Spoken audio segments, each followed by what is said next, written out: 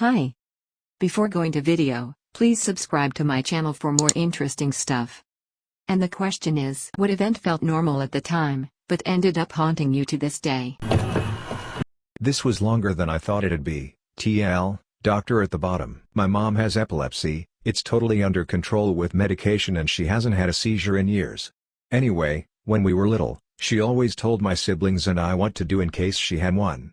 Seizures can cause temporary memory loss, so we would answer her questions when she came to, time her seizures, things like that. My dad died a month or so before my 12th birthday and her doctor prescribed an antidepressant temporarily and told her if it interfered with her current medications, they'd need to change the dosage.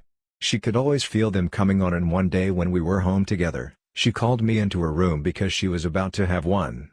When she came to, she was confused as usual and asked questions. What day it was, what time it was, how long was the seizure? Then she asked a question that I wasn't sure how to answer but thought it best to be honest. My dad died a month or so before my 12th birthday and her doctor prescribed an antidepressant temporarily and told her if it interfered with her current medications, they'd need to change the dosage. She could always feel them coming on, and one day when we were home together, she called me into her room because she was about to have one. When she came to, she was confused as usual and asked questions. What day it was, what time it was, how long was the seizure? Then she asked a question that I wasn't sure how to answer but thought it best to be honest. She only had one seizure after that and they figured out the balance of her meds. When she asked where my dad was, I just told her he was at work. She slowly remembered what happened and it was a much less painful experience for both of us. TL, doctor, 12-year-old kid has to break the death of father to epileptic mother due to temporary memory loss after a seizure. When I was about 12 we got some new neighbors. They had a huge family with a couple kids my age and this one guy. I'd say in his late 20s. We had a pool in our backyard that I would often swim in. The guy would sometimes shout at me while I was in the pool asking me to bring his basketball back because it would in our backyard. He didn't speak much English so he was hard to understand. Oftentimes he would stare at me while I was outside, and he would even bring a chair over to the fence and watch me swim. I never thought anything of it. My grandma and stepdad would occasionally do that when the younger children played in the pool. He would also sing to me when I was outside. I always felt like an outcast with my family, so I was happy that someone was paying attention to me. Years later, I am visiting my parents' house with my younger cousin who is 10. She is swimming in the pool and I step out to tell her lunch is ready, when I see the same creep walking over to the fence with the basketball in his hand and watch him casually toss the ball over the fence while my cousin's back is turned. And then he started shouting at her asking for the ball back. I shut that down real fast. Parents put a privacy fence up that next week. At the restaurant where I used to work, there were a group of us who always closed together. Once the restaurant locked its doors for the night, we would all go out back and smoke and bullshit for a little while, then we'd all go back inside and work together to knock out the closing duties so that we could leave for the night. One night, one of the girls who was a single mother of 2 young children and a notorious partier just kind of started talking to no one in particular, just kind of thinking out loud. She said, "I had the weirdest dream last night. I dreamed that I woke up and there were these people standing around my bed, and they told me that I had one more chance. But if I didn't stop partying, they were going to take my kids away and give them to someone else to raise." She just kind of shivered, and no one really responded. She died of an overdose a week later. That was over 20 years ago, but I still think about it often. I was at a family thing and my aunt had brought her new boyfriend. He had apparently been in the Mexican military and had also done bodyguard jobs for important people down there. So I was fascinated by this. I showed him some of my guns, and tried to learn some kind of warrior knowledge off him. After some pestering, he finally said, "Okay, let's say you were bodyguarding for your aunt, where would you look for a threat?" We were standing outside. I looked around as best as I could, and said something like, "Well, there could be like someone hiding in one of the parked cars, ducked down." He chuckled and was like, "No. What about someone on the inside? Someone at this very party? The threat usually isn't from the outside, some stranger. The threat usually comes from within, from someone you thought you could trust." 6 months later I found out he was arrested and deported back to Mexico for conspiring to murder my aunt to get $40,000 somehow. Looking back on that conversation now, is fucking terrifying. My dad and his male relatives including my grandfather would always make really sexual comments and jokes around me and my female cousins. I assumed this was normal. As we got older it got worse. I got used to putting my hands over my backside to keep my skirt down so they couldn't put their hand up there. I felt so guilty because when I would tell them not to touch me they would get so angry and defensive and make it seem like I was the one in the wrong for being uncomfortable and turning a joke into something gross. It took a lot to get over that. When I was younger, I had a friend who lived 2 doors down in the duplex we lived in, and me and her would always play at my grandmother's house, who was right next door to mine. As we got older, I would see her less, and I would drive my play car down to her side of the duplex, and would knock asking for her to come out and play. Normally one of her brothers would answer, and never let me in, or look inside the house, and just say she's not home, but I would sometimes hear what I would think is her, or a show I know she would watch, and would highly doubt her brothers would watch. I rarely saw her after these events, maybe once or twice, and she was a really quiet and never really wanted to play anything, just sit and watch TV. I truly just thought she was quieter and never really questioned it. After me and my family moved, I never saw her again, and learned a few years later that she was repeatedly raped by her 3 brothers, for a long span of her life. I have no idea where she is now. It bothers me because we were around 6 to 7 when we used to play and she stopped wanting to play as much when I was able to see her, and I keep thinking that maybe this was happening and I was literally right outside of her house. If I was a nosy little shit like I normally was and found out, maybe I could have said something or told someone. Got a knock on my door in my rural neighborhood when I was about 8. At the door was a lady that claimed that she had seen my dog in the next neighborhood over. Now, this in and of itself was fairly normal. We nicknamed the dog Houdini because of how good he was at escaping, came to realize he could open doors and was just letting himself out. What was weird was we knew the dog's favorite places to go and none of them were in this direction. It was also way further than he would normally go. What also wasn't normal is her constant insistence that I get into her car to go look for the dog. I walked for 20+ minutes and this lady is following me in her car the whole way. Tiny, safe rural neighborhood, there was no risk, repeatedly trying to get me into her car. Dog wound up being in the complete opposite direction, where he normally goes. So, yeah. Didn't even tell my parents because I thought it was just a simple misunderstanding, but the more I think about it the more I realized I was likely targeted that day. When I noticed my dad still hadn't grabbed his usual 2 cups of ramen off the counter. He's very particular about grabbing and eating his cups as soon as the hot water's cooked them, but it had been over an hour and they were still sitting there. I didn't think much of it at the time and continued whatever I was doing. Probably 15 minutes later I get a text from my stepmom telling me to go check on my dad in his room. She'd just received a text from him that he couldn't breathe, he had a horrid headache and he couldn't get up from his bed. Long story short, he was rushed to the hospital and we later found out he had a stroke. If I hadn't called the paramedics when I did, he might have been treated too late and died. I still vividly remember my dad being in the hospital that night, the whole family being too terrified to sleep, and his 2 cups on ramen still on the counter. In my state we have a huge problem with wrong-way drivers crashing into people on the freeways. I came across one of those accidents right after it happened. I immediately parked behind it and started to help in any way I could until EMS and the highway patrol arrived. Once they got there I got back in my car and went home like everything was normal. I still think about it to this day, and it was probably 10 to 11 years ago. The female driver of the car going the correct way died on impact and was slumped over in her seat. The female in the passenger seat was crushed, could only see part of her leg and part of her head. You could tell she was still breathing. I don't know how she was still alive at that point.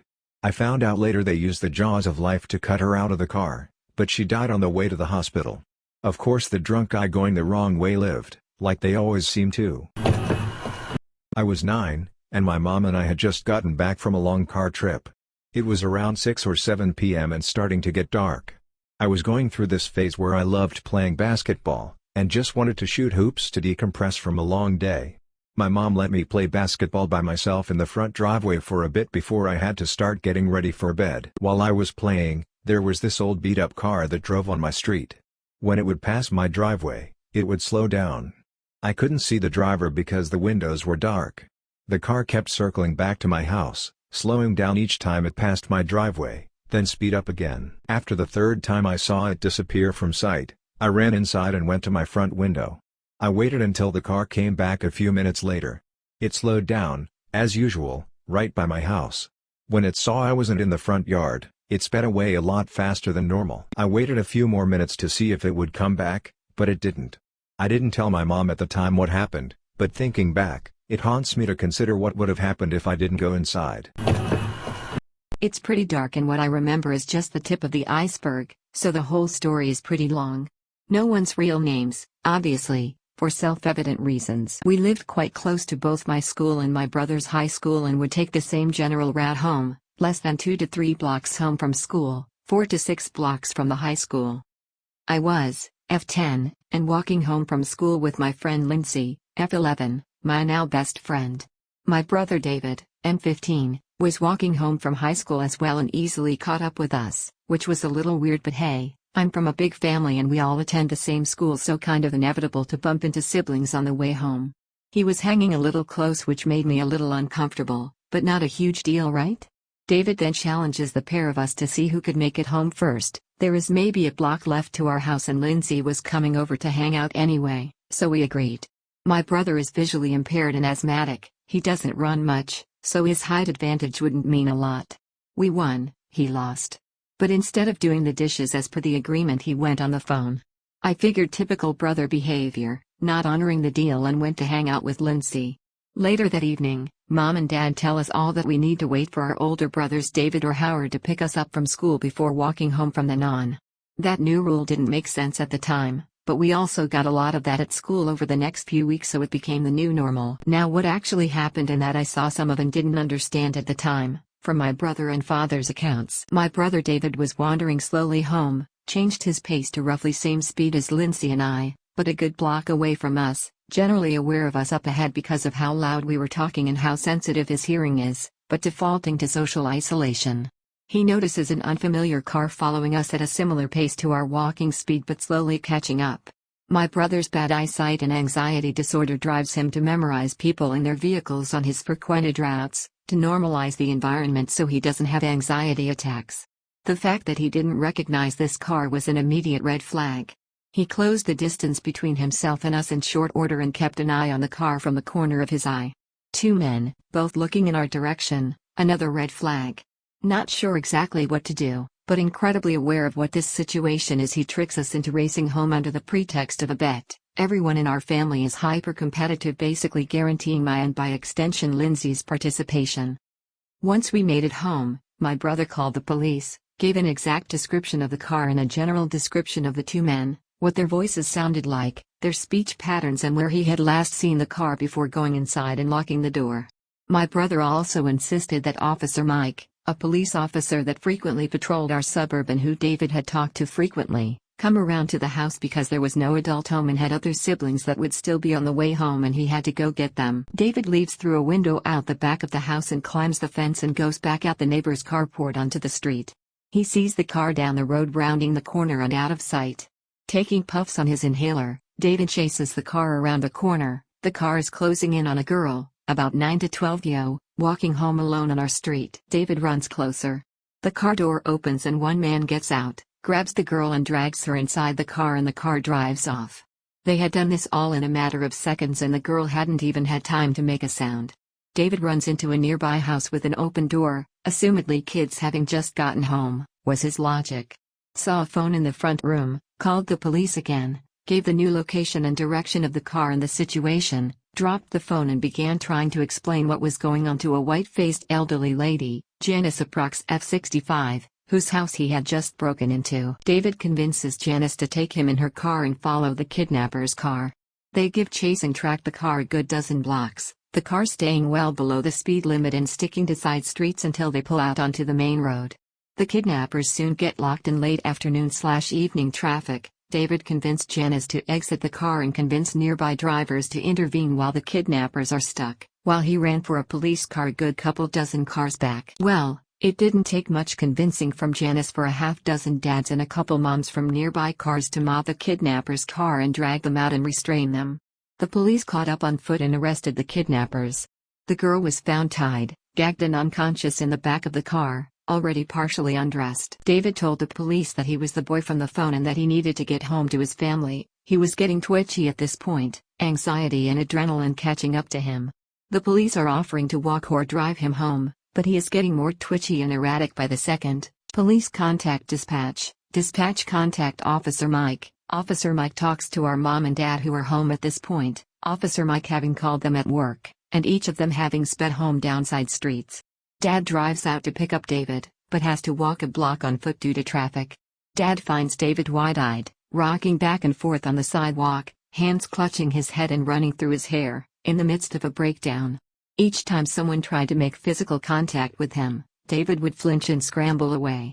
Eventually, he calms down enough for Dad to walk him back to the car and drive them home. Mom and Dad decided not to talk to us about it specifically at the time, but they and other parents in the area did do the while stranger danger talk with their kids and implement new rules for walking home from school and friends' houses. It's terrifying how close my friend and I had been to being abducted and worse.